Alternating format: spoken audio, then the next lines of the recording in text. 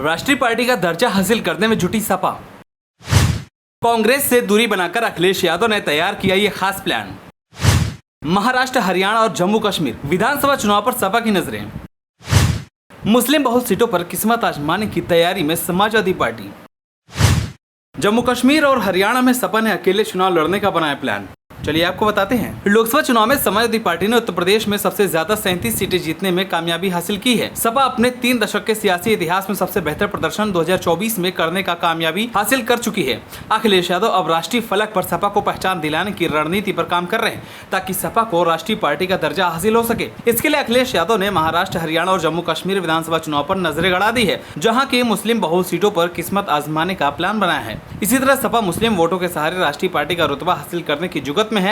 अखिलेश यादव ने अपने वरिष्ठ नेता माता प्रसाद पांडे, विधायक लकी यादव, तूफानी सरोज और इंद्रजीत सरोज को महाराष्ट्र विधानसभा चुनाव के लिए प्रभारी नियुक्त किया है। महाराष्ट्र के प्रदेश अध्यक्ष अबू आजमी भी चुनाव प्रभारियों के साथ एक बड़ा चेहरा होंगे। अबू आजमी ने लखनऊ आकर अखिलेश यादव से मुलाकात की थी। उन्होंने महाराष्ट्र चुनाव की तैयारियों पर चर्चा की। इसके बाद ही अखिलेश यादव ने चुनाव प्रभारियों के नाम का ऐलान कर दिया। सपा ने महाराष्ट्र में मुस्लिम बहुल और उत्तर भारतीय मतदाताओं वाली सीटों पर चुनाव लड़ने का प्लान बनाया है, जिसके लिए उम्मीदवारों के नाम भी लगभग तय कर लिए हैं।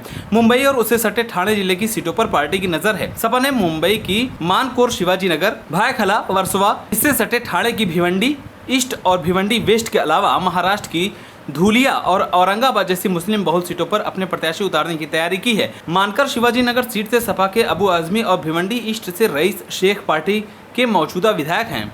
महाराष्ट्र की तरह जम्मू कश्मीर और हरियाणा में विधानसभा चुनाव लड़ने की तैयारी सपा ने बनाई है। सपा की नजर जम्मू कश्मीर की उन सीटों पर है जहां मुस्लिम वोटर्स निर्णायक भूमिका में हैं। इसमें पुलवामा, सोपोर, इंदरवल, किश्तवाड़ा, राजपुरा, कुलगांव और अनंतनाग जैसी विधानसभा सीटें शामिल हैं। हरियाणा की 5 से 6 विधानसभा सीटों पर सपा की नजर है, जहां मुसलमानों और यादव वोटर्स की अच्छी खासी आबादी है।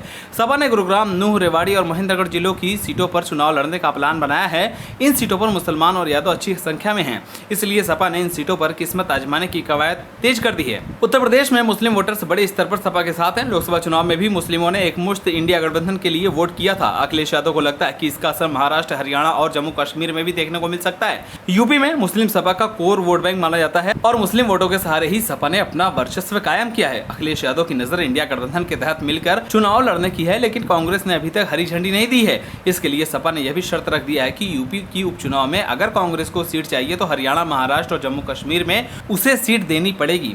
सपा ने यह भी तय कर रखी है कि कांग्रेस अगर उसे सीट नहीं देती है तो वह अकेले चुनावी किस्मत आजमाने के लिए पूरी तरह तैयार है। इसके लिए सपा ने अपनी तैयारियां शुरू कर दी है। सपा के रणनीतिकार मान रहे हैं कि भले ही कोई सीट मिले या न मिले, लेकिन पार्टी को अपनी जगह बनाने में मदद मिलेगी। सपा को अगर वोट शेयर मिलता है तो राष्ट्रीय पार्टी का दर्जा मिलने में आसानी होगी। हालांकि सपा का सियासी आधार यूपी तक ही सीमित है। सपा अपने दम पर दूसरे राज्यों के चुनाव में कोई खास असर नहीं छोड़ेगी। 2023 के मध्य प्रदेश विधानसभा चुनाव में सपा खाता भी नहीं खोल पाई थी। सपा का वोट शेयर 2018 की तुलना में घट गया है और आधा फीसदी वोट भी नहीं मिल सका।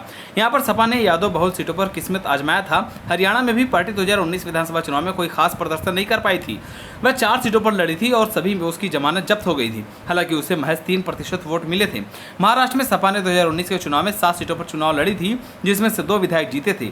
सपा को 1% से भी कम वोट मिले थे। सपा ने इस बार फिर से चुनावी मैदान में उतरने का प्लान बनाया है, लेकिन मुस्लिम बहुल वोटों वाली सीटों पर फोकस किया है। सपा को लगता है कि मुस्लिम वोटर अगर हासिल करने में कामयाबी हो जाती है तो फिर राष्ट्रीय पार्टी का दर्जा उसे मिल सकता है। हरियाणा में 10, महाराष्ट्र में 12 और कश्मीर क्षेत्र में 90% से ज्यादा मुस्लिम आबादी है, इसलिए सपा को राष्ट्रीय पार्टी देखने की उम्मीद भी लग रही है।